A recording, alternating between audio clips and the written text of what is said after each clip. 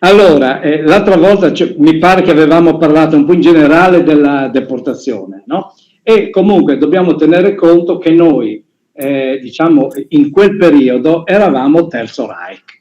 Di conseguenza, le popolazioni di questa terra pagano un contributo notevole rispetto al resto d'Italia, in quanto, come abbiamo visto, tutti i poteri sono dei tedeschi, ai tedeschi spetta, anzi alla polizia tedesca, cioè all'SS, sono coloro che sono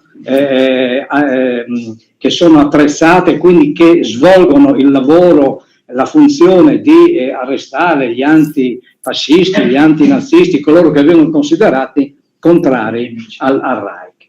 Ecco, e quindi diciamo, il numero dei deportati di queste terre è indubbiamente molto superiore in percentuale naturalmente a quanto avviene nel resto.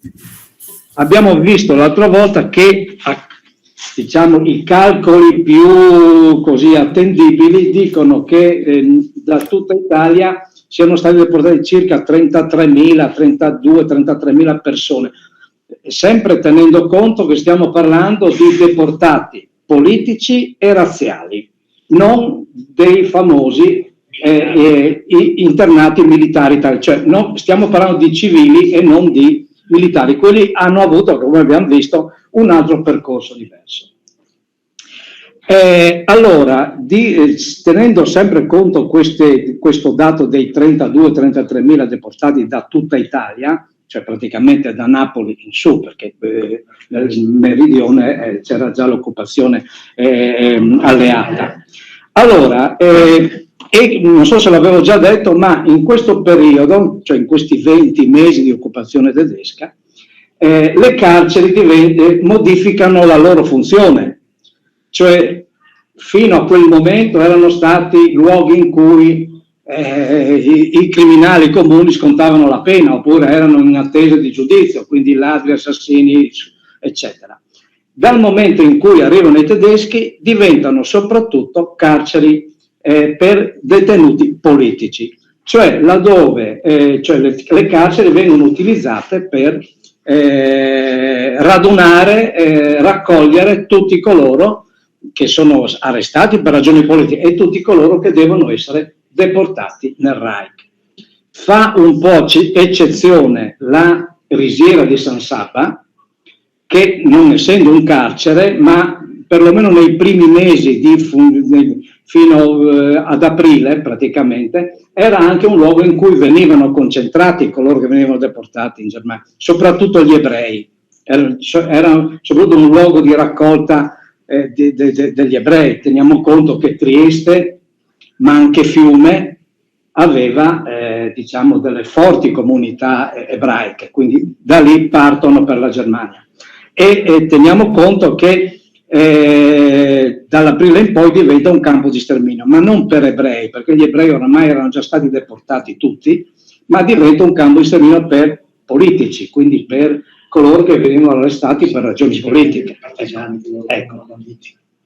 Allora, i dati che vi do sono molto precisi per quanto riguarda il carcere di Udine e di Gorizia, meno precisi per Trieste, perché per Udine e Gorizia personalmente sono andato a tirarmi giù e ho fatto i calcoli. Per Trieste invece ci sono altri che ci stanno lavorando sopra e stanno ricostruendo anche la storia della deportazione dal carcere di Trieste.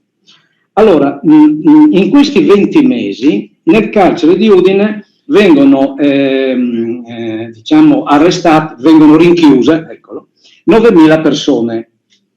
Il dato preciso è 8.993. Questo dato viene fuori dall'esame dei registri, siccome venivano man mano che entravano veniva assegnato un numero di matricola, basta fare il calcolo quanti sono il 1° di settembre e alla fine e quindi c'è questo numero 8.993. Per Gorizia, allora, tra parentesi, per Gorizia invece il dato è di 7.041, sempre nei 20 mesi. Se noi facciamo il rapporto con quello di oggi, il carcere di Udine, almeno come c'è scritto lì, è attrezzato per 95 detenuti e Gorizia per 63. Vedremo, magari faccio vedere a Gorizia 63 dopo la ristrutturazione che è stata fatta, perché prima erano 35, quindi era un carcere piccolissimo. Adesso, se vi ricordate, ultimamente è anche stato scritto sul giornale, sono stati ampliati gli spazi, quindi sono in 65 i posti, dopodiché, come in tutte le carceri, sono quasi il doppio, insomma, no? Ecco. Comunque, e considerando che, lo vedremo anche, in certi periodi, nelle carceri, per esempio di Gorizia, si contano addirittura 700 presenze giornaliere, quindi si può solo immaginare che cosa poteva esserci in quel carcere, insomma, no? Quindi, il posto di uno erano 20. Sì, erano, quindi magari farò vedere qualche... Scusi, ma i detenuti comuni venivano liberati? No, cioè, no, le carceri è che praticamente il 90%, adesso a naso, eccolo, il 90% di quelli che erano nelle carceri erano politici. C'erano anche i detenuti comuni, chiaramente, no? Però mentre prima erano quasi esclusivamente comuni, adesso diciamo i comuni erano in numero estremamente ridotto rispetto agli altri. E per Trieste invece i dati delle entrate sono abbastanza precisi, perché anche lì basta vedere, e sono circa 20.000. Per Trieste sono 20, quindi 9.000 a Udine, 7.000 a Gorizia e circa 20.000. Questi sono quelli che entrano nelle carceri. Dopo naturalmente non tutti vanno, tanti vengono rilasciati, ecco. Quelli che entrano in carcere. Allora, per quanto riguarda invece i deportati, per quanto riguarda Udine, ci sono 3.731 persone che vengono deportate o nei lager, quindi Dachau, Mauthausen, oppure al lavoro coatto. Magari dopo, non so se abbiamo mai parlato, al lavoro coatto. E di questi circa metà va nei lager e un'altra metà circa va al lavoro 4, soprattutto in Carinzia.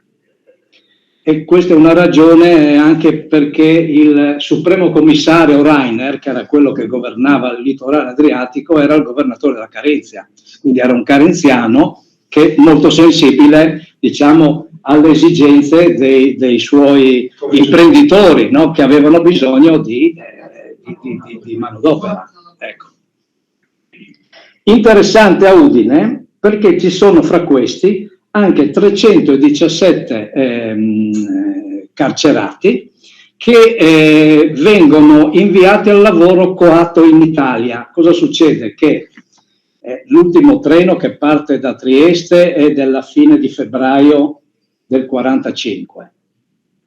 Chi viene arrestato dopo, oppure nelle settimane precedenti, non viene più inviato in Germania, ma una parte di questi vengono utilizzati nel lavoro coatto in Italia e venivano inviati, almeno dalle testimonianze, da quello che si sa, nell'alta valle dell'Isonzo, zona Caporetto, Tolmino, dove venivano utilizzati per, diciamo, costruire trincee e attrezzature militari, proprio perché si pensava che di fare diciamo un blocco o per proteggere la ritirata, insomma, quindi venivano utilizzati in questi lavori di manodopera, di fatica, diciamo, alle dipendenze, generalmente della TOD, era la TOD quella, se vi ricordate, no? La TOD era quell'organizzazione che porta il nome di Todt, che era un ingegnere, mi pare lui, che organizzava diciamo, i lavori per conto della Wehrmacht, per cui per esempio chi veniva chiamato al lavoro al servizio militare in queste terre, una buona parte veniva utilizzata non per fare il militare ma per fare questi lavori per conto di questa organizzazione che comunque lavorava sempre per la forza, per l'esercito tedesco, insomma, no? Quindi da Udine quindi sono 3.700 quelli che vengono inviati in deportazione. Per quanto riguarda Gorizia, sono 3.079 che vengono, chi nei lager, chi al lavoro coatto.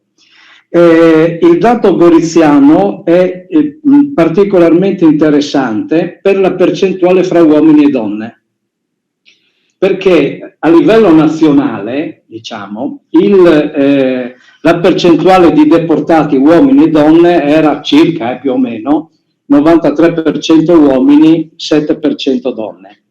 E la stessa percentuale la si registra a Udine, cioè quelli che partono da Udine, che provengono generalmente dal Friuli, da quella zona lì. Per quanto riguarda invece Gorizia, il percentuale della deportazione femminile raggiunge il 29%.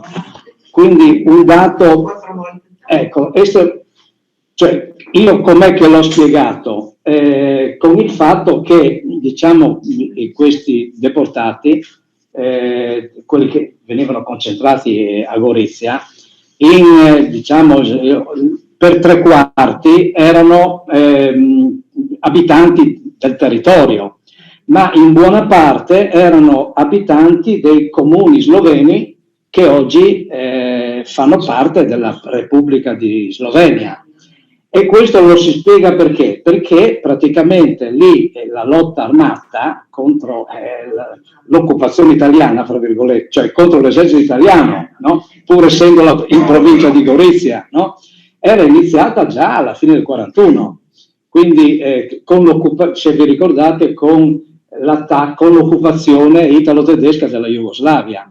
In quel momento lì la lotta armata non solo nasce nella provincia di Lubiana, che era diventata provincia italiana, ma si espande anche nei territori italiani della provincia di Gorizia, nei comuni sloveni e croati in Istria.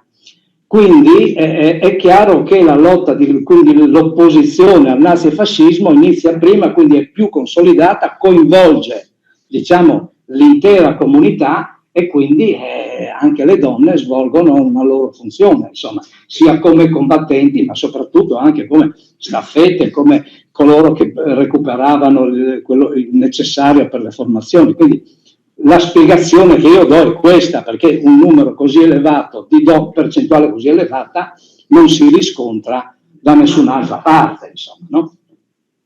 Per quanto riguarda invece Trieste, ecco, i dati ancora non sono praticamente noti, perché tocca andare a vedere uno per uno e fare il calcolo, ma comunque si calcola che da Trieste siano state deportate circa 10.000 persone, quindi a Trieste venivano concentrati non solo diciamo, i triestini, ma arrivavano anche dall'Istria, per cui Trieste era il luogo in cui si concentravano tutti i politici che arrivavano dall'Istria. Come a Udine arrivavano anche quelli di Pordenone, cioè anche dal carcere di Pordenone, anche lì venivano raggruppati lì, e poi nei giorni precedenti la formazione del convoglio venivano trasferiti a Udine. Quindi, in quanto, questo avevamo già detto, il treno partiva da Trieste, si fermava a Gorizia, poi a Udine, poi verso il Reich, insomma, anche se noi qui eravamo eravamo praticamente il terzo Reich, no? Perché c'è anche una differenza, se vi ricordate, che mentre nel resto d'Italia i tedeschi diciamo, attrezzano dei campi di smistamento, qui da noi invece sono le carceri che svolgono questa funzione, no?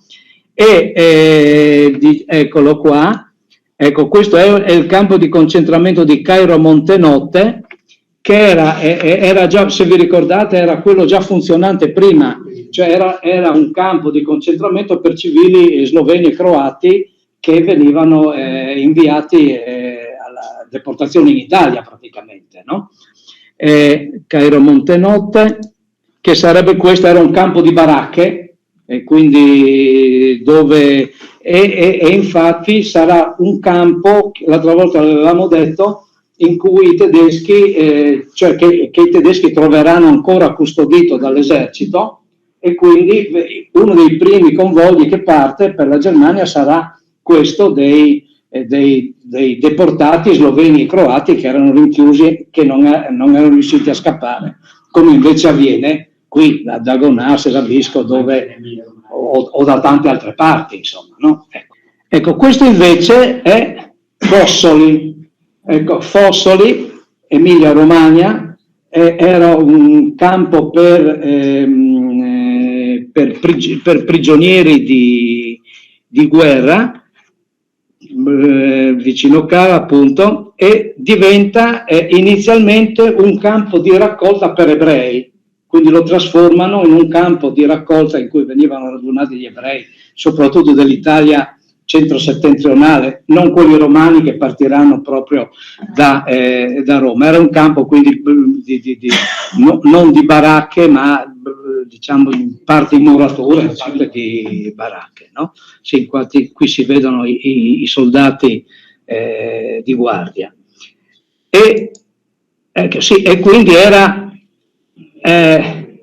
Fossoli, era anche prima, anche Fossoli era, ecco, i nomi poi dopo non me li dimentico, era dunque campo di concentramento per ebrei, e quindi adesso non ricordo bene questo qui, che quindi campo di concentramento c'erano bambini sicuro anche lì, insomma, no? Quindi venivano radunati anche, sì, infatti pensavo che sia per adulti che naturalmente. Ma sempre un villaggio, mi scusi. Sì, era sì, una anche le piante, carina.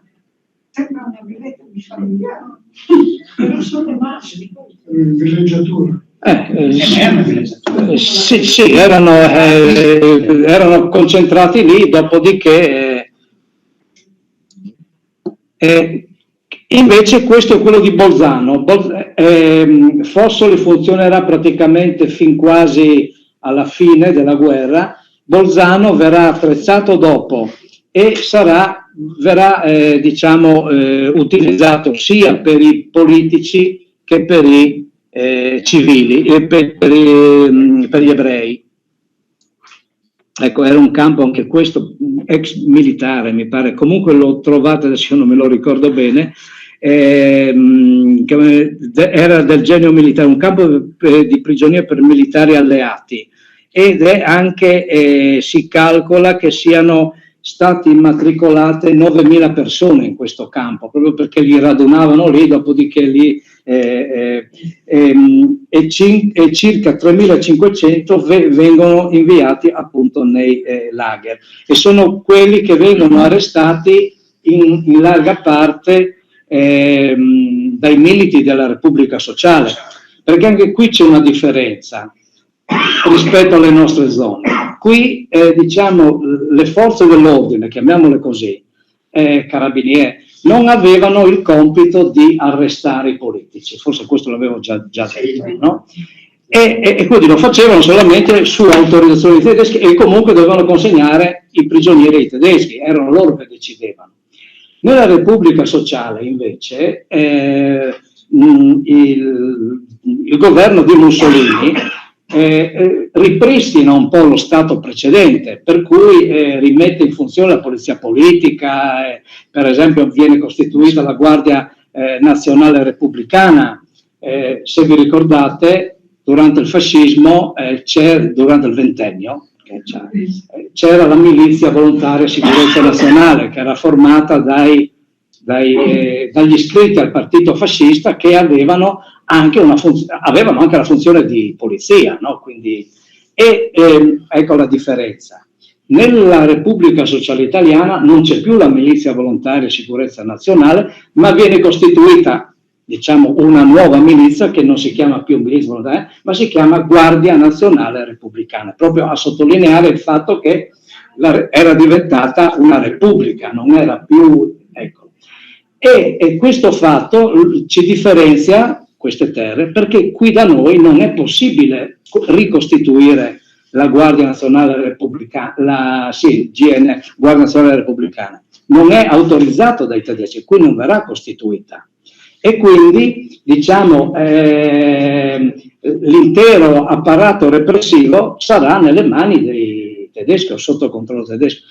Nel resto d'Italia, invece, la GNR, la Guardia, poteva operare gli arresti, poteva richiudere la gente in carcere, decidere, e quindi poi dopo comunque li consegnava ai tedeschi perché venivano internati in questi posti di raccolta, quindi era la Guardia che contribuiva in maniera determinante all'arresto degli avversari politici.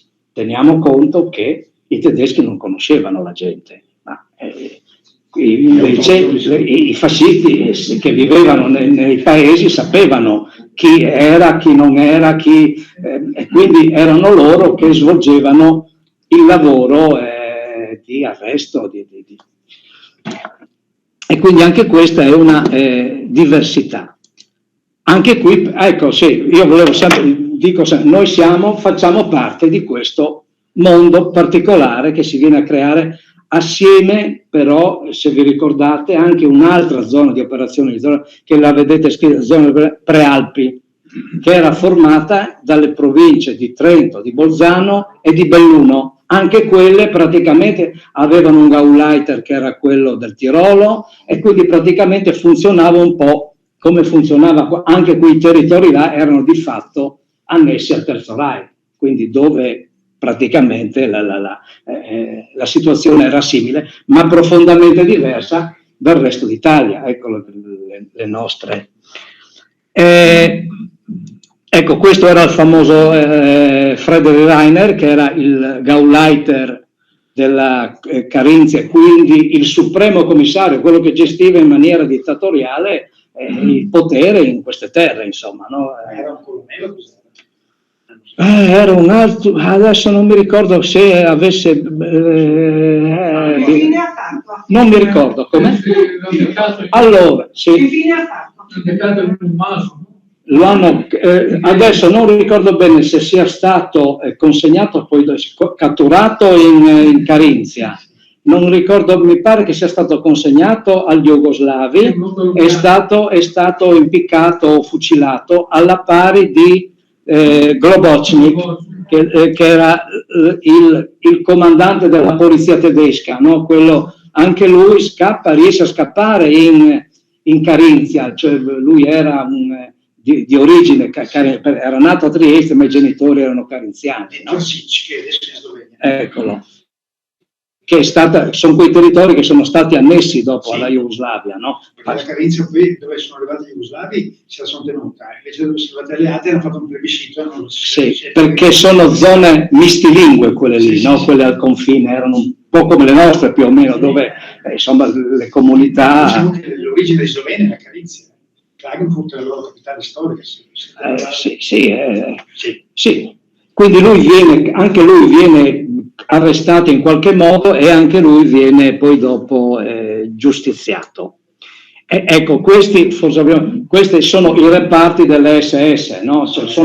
Cioè per dire che a questi spettava il compito della repressione dietro le linee, praticamente. Non erano quelli che combattevano in prima linea, ma erano quelli che coprivano le spalle, insomma. Ma questo a fine guerra, perché sono giovanissimi. Si andava a 18 anni, anche mio padre aveva 19 anni, quindi i militari erano di quell'età lì. No? Tra parentesi, anche poi dopo negli ultimi periodi arruolarono anche i ragazzini, come si vede anche nella difesa di Berlino viene fatta anche da bambinetti, insomma, no? che avevano... Anche Gaza, adesso hanno 14 anni, adesso hanno portato a 12 anni, e arruolano 12 anni. Dove? A Gaza, ieri, da 14 è passato a 12. Eccolo, allora, per rientrare Avete già riconosciuto? Ecco. Allora, per entrare nel locale, eccolo, appunto il carcere di Gorizia, che svolge la funzione che dicevo prima, insomma, no? Via Barzellini, famosa, che magari non lo si nota, se uno non passa per vedere, non sa neanche dove sia il carcere di Gorizia. No? Sì, eccolo. E anche guardandolo di fronte non è che ci si accorge che sia un carcere, perché si vede solamente l'ultimo piano, insomma, no? Anche fare la foto lì è un po' un problema, no? E comunque qui dobbiamo tenere conto che in questo periodo entrano 7.000 persone, no? E si entrava in genere, e si entra ancora lì dove c'è quella porticina con le bandiere fuori, ma io volevo far notare il cancello, famoso cancello, perché da lì il cancello diciamo comunica direttamente con il cortile interno del carcere, quindi dove venivano radunati e da dove uscivano per andare in stazione, perché venivano generalmente a piedi, scortati fino in stazione per prendere il treno, insomma, no? E se ci passate davanti, ecco, vedete queste due lapidi, questi due targhe, che da una parte ricordano tutti i deportati, no? Ed è scritto appunto sia in italiano che in sloveno, e sì, anche in inglese, insomma, no? Quindi in 3 lingue. In parte volevo farvi notare, forse diciamo il prigioniero più famoso, no? Loris Fortuna, che diventerà poi dopo deputato, quindi quello che viene chiamato il padre della legge sul divorzio, eccolo. Come è capitato? Eccolo, lui era, dunque, lui è era nato a Brescia, Sì. Poi dopo era, non so per quali ragioni, insomma, lui era a Udine, lui aveva 20 anni, infatti vi farò vedere adesso, aveva 20 anni, era studente, che assieme a un altro gruppo di studenti stampava a Udine un giornale antitedesco clandestino, chiaramente, no? E in più si stavano preparando per armarsi, recuperavano insomma quello che serviva per andare in montagna. E vengono arrestati, era un gruppetto di una decina di persone, vengono arrestati a Udine, ma viene portato a Gorizia, perché a Gorizia aveva sede il Tribunale Speciale di Pubblica Sicurezza. Era il tribunale messo in piedi dai tedeschi, formato da giudici tedeschi, che giudicava gli antitedeschi, insomma, eccolo. E quindi quelli che dovevano essere sottoposti al Tribunale di Pubblica Sicurezza venivano mandati a Trieste. Era possibile anche fare l'appello, ma il Tribunale d'appello era detto Trieste, a Gorizia, per il primo grado, l'appello a Trieste, quindi diciamo venivano anche spostati da un carcere all'altro. Allora, io vi faccio vedere, ecco, per esempio, ecco qua. Questo è il registro delle matricole del carcere di Gorizia, dove tutti venivano registrati anche in maniera estremamente precisa, perché Loris Fortuna si sa che era figlio di Mario, sua mamma si chiamava Gina, era nato nel 24, quindi diciamo, aveva 20 anni che è stato arrestato, ed era nativo di Brenno, che è in provincia di Brescia, e sappiamo che abitava a Udine in via Nervesa, penso sia Nervesa, no? 6. Condizioni nulla tenente, religione cattolica, professione studente, celibe. Questi registri sono estremamente interessanti proprio perché danno tutte le informazioni dei prigionieri. E in parte, nella seconda colonna, ci sono altri dati molto importanti, nel senso che viene arrestato a Udine il 20 aprile del 44, a Udine. Entrate in questo carcere il 20, cioè vuol dire lo stesso giorno, viene consegnato al carcere di Gorizia. GFR sarebbe la Gemeine Feldpolizei, che sarebbe la polizia segreta dell'esercito, quindi le SS dell'esercito. e in data 20 del 4 proviene da Udine, dalla Libertà, quindi è arrivato da Udine ed era libero prima, era un libero cittadino.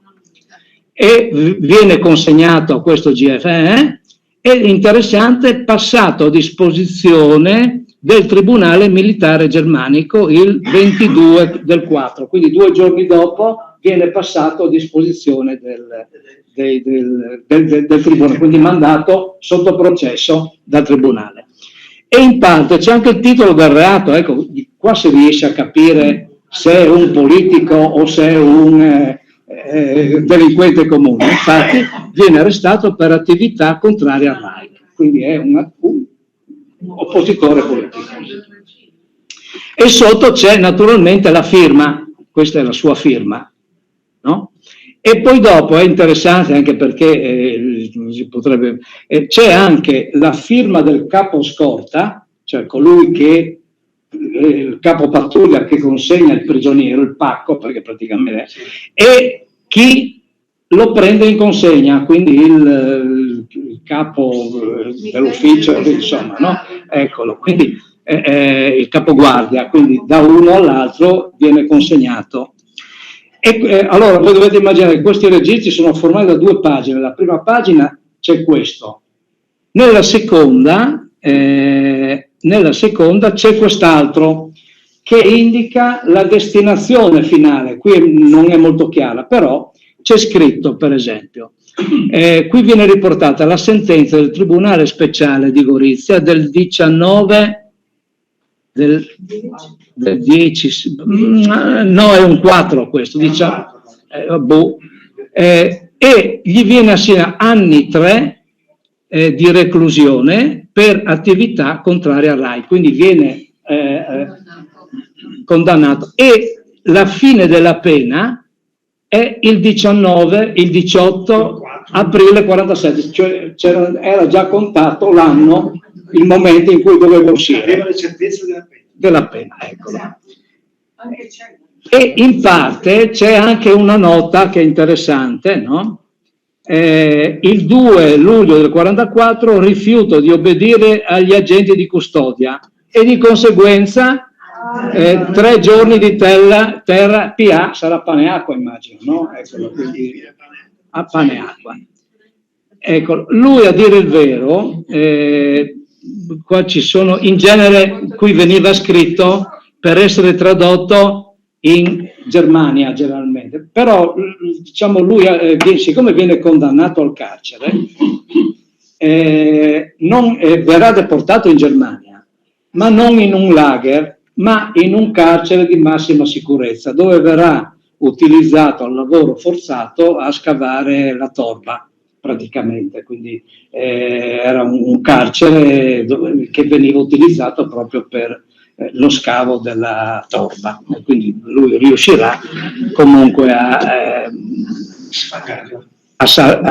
venirci fuori. Eccolo, la solita mappa che vi faccio vedere ogni tanto, no? Cioè, queste sono le province del confine orientale, per dire cosa? Che per quanto riguarda il carcere di Gorizia, la provenienza di coloro che vengono arrestati, allora, come vi dicevo prima, circa il 71% sono uomini e il 29% donne, e il 76%, quindi 3/4 di coloro che vengono deportati provengono da quella che allora era la provincia di Gorizia, no? Eccolo. E quindi di questi circa 3/4 provengono dai comuni sloveni, cioè, che oggi sono comuni della Repubblica di Slovenia.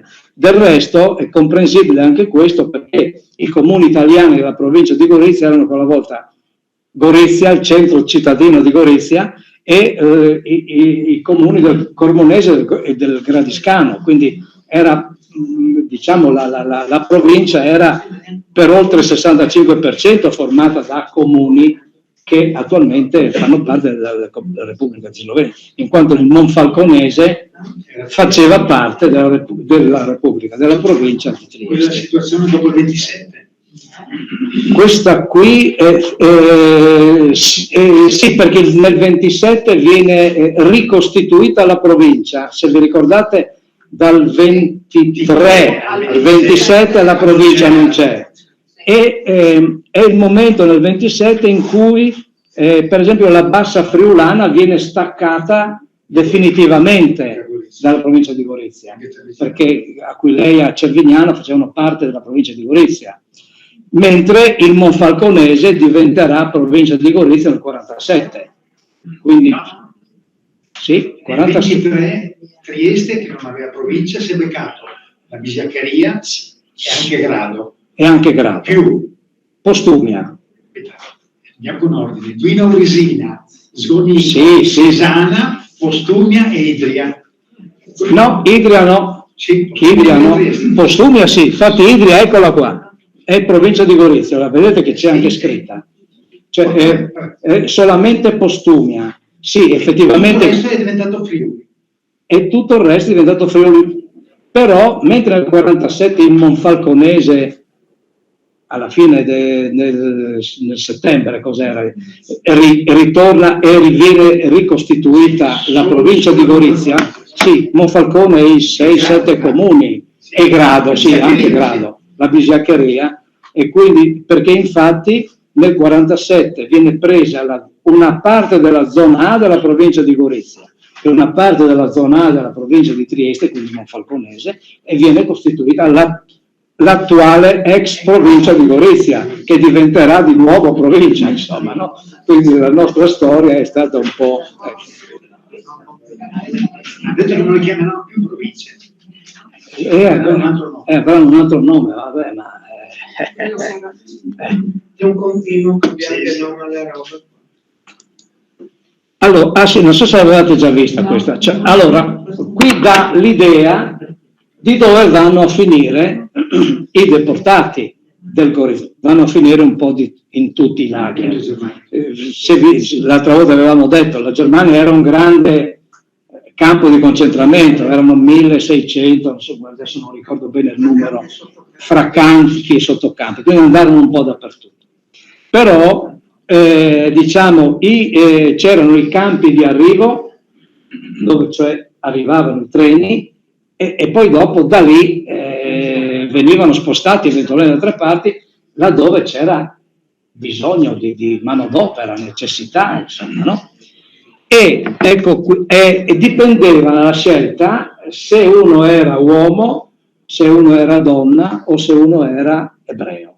Avevano 3 destinazioni diverse. Allora, ecco qua.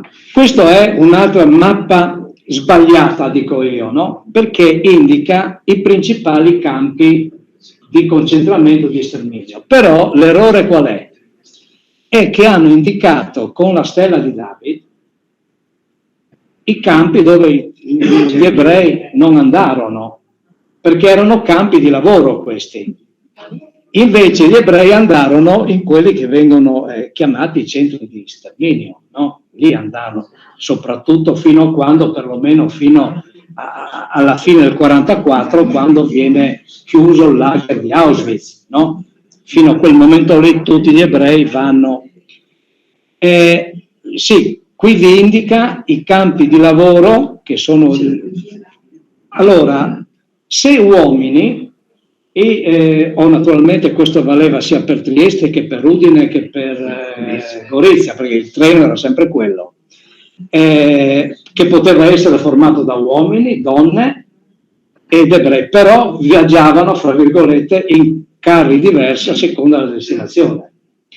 Gli uomini andavano in 4 campi: a Mauthausen, quindi nell'Alta Austria, quindi qua, a Dachau, nella bassa la Baviera del Sud, vicino a Monaco, a Flossenburg, che si trovava quasi al confine con l'allora Cecoslovacchia, e a Buchenwald, nella Germania centro-orientale. Queste erano le destinazioni dei deportati del litorale adriatico, uomini. Le donne, invece, fino a che non chiudono Auschwitz, vanno ad Auschwitz. sempre con la distinzione che avevamo fatto l'altra volta, che c'erano Auschwitz 1 e 3 che erano campi di lavoro, Auschwitz 2 Birkenau era campo di sterminio.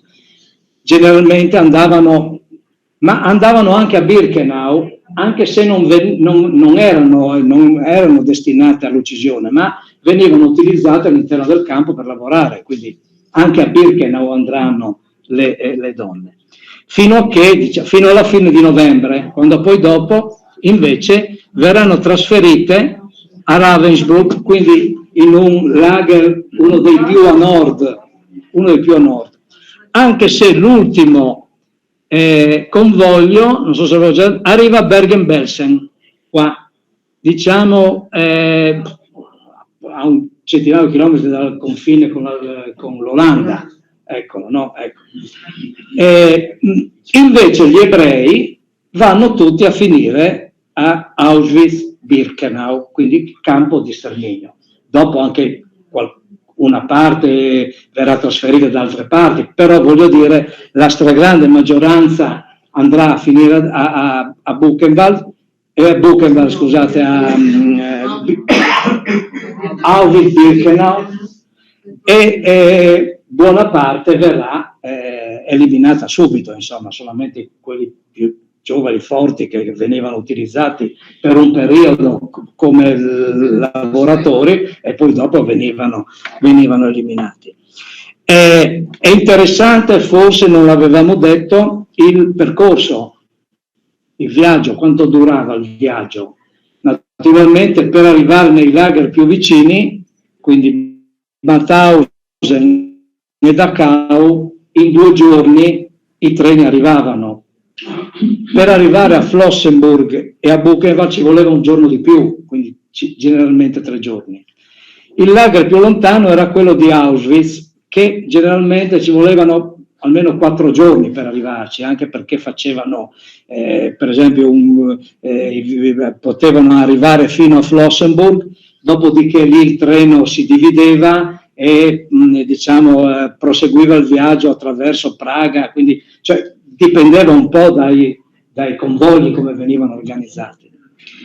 E per arrivare a Ravensbrück anche il percorso delle donne era quello più lungo, perché dovevano andare o a Auschwitz o a Ravensbrück, anche a Ravensbrück ci volevano 4-5 giorni.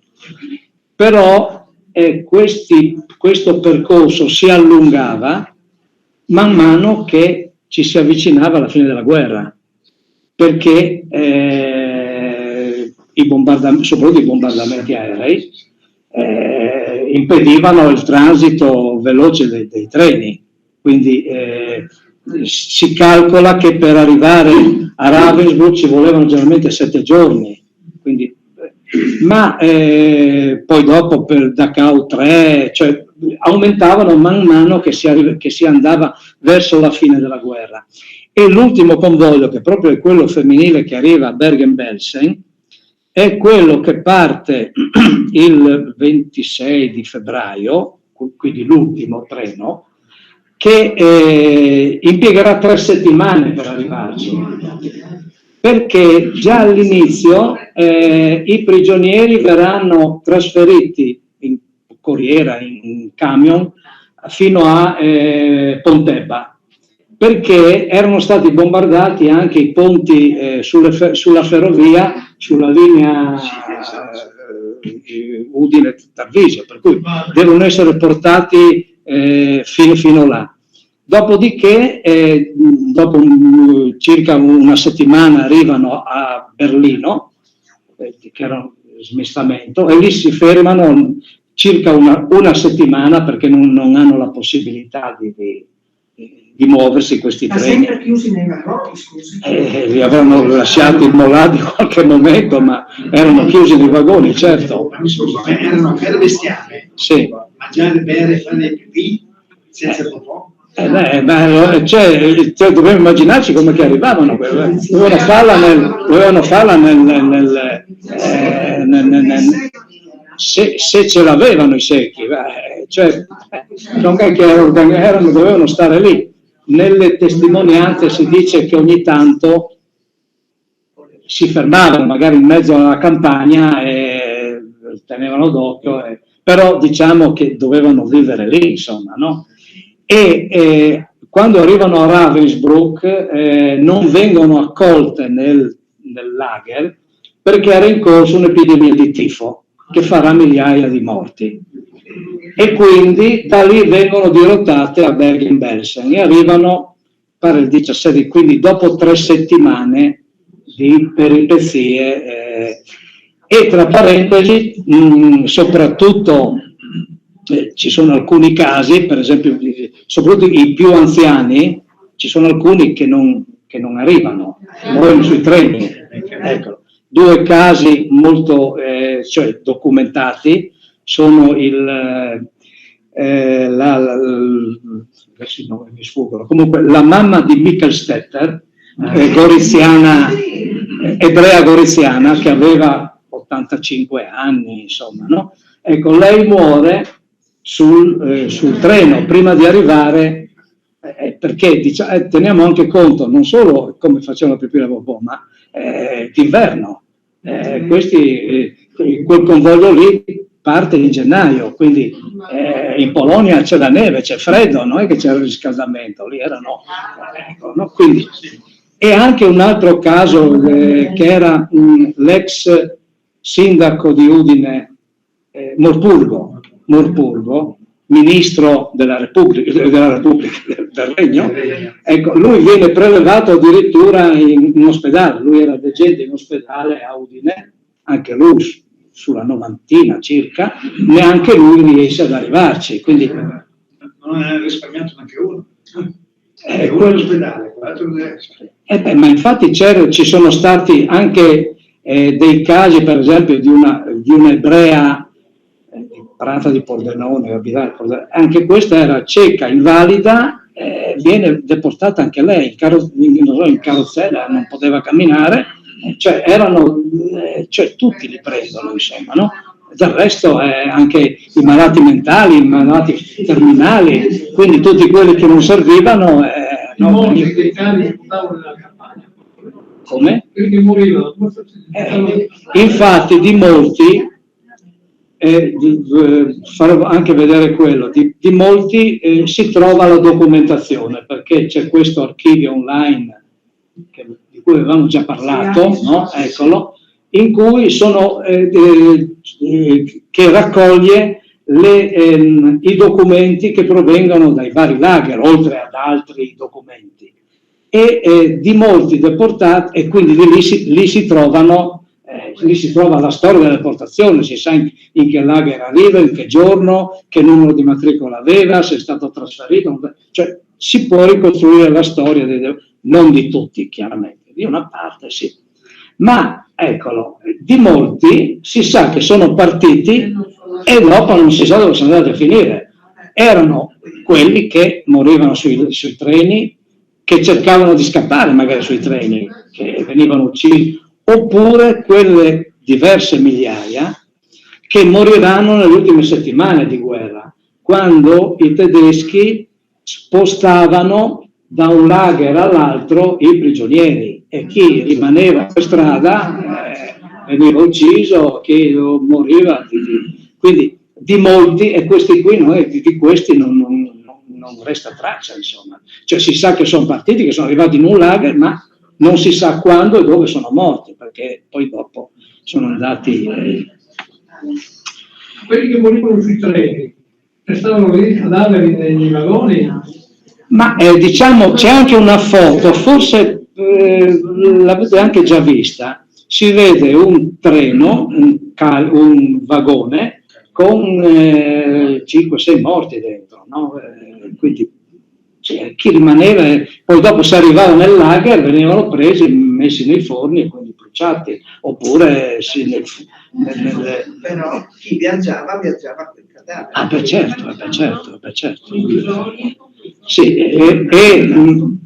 diciamo che da questi treni era difficile scappare, no? Perché a parte che venivano chiusi esternamente, ma c'era qualcuno che riusciva magari anche, però su questi treni c'erano, non so se avete visto, quei vagoni particolari con la garita esterna, per cui lì c'era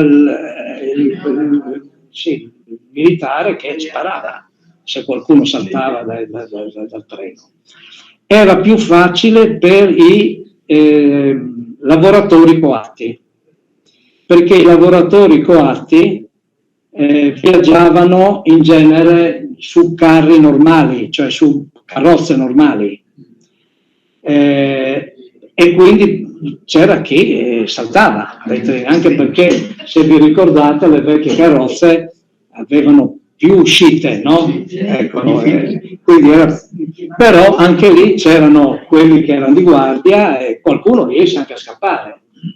E infatti sui registri qualcuno viene registrato 2 volte, perché scappa la prima volta, poi lo riprendono e dopo, se il lavoratore è coatto, generalmente viene mandato nei lager dopo, perché non c'era. Ecco, quindi.